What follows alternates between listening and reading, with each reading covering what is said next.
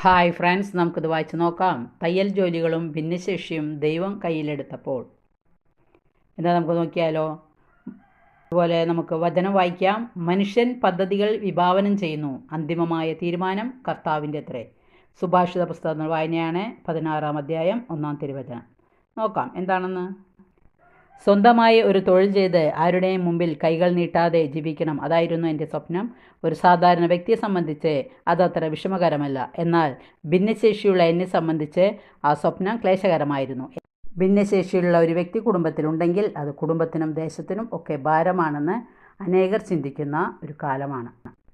എനിക്ക് എല്ലാവിധത്തിലും സഹായിക്കാനായിട്ട് ഒരു സുഹൃത്തിനെയും കിട്ടി. ഞങ്ങൾക്ക് 2 പേർക്കും കാലുകൾക്ക് സ്വാധീനം കുറവായിരുന്നു. ദൈവത്തിൽ വിശ്വസിച്ചുകൊണ്ട് ഞങ്ങൾ തയ്യൽ ജോലികൾ ചെയ്തുകൊണ്ടിരിക്കുന്നു. ദൈവത്തിന് നന്ദി, സ്തുതി. ഇഷ്ടപ്പെട്ടെങ്കിൽ ലൈക്ക് ചെയ്യുക. Okay, thank you, by.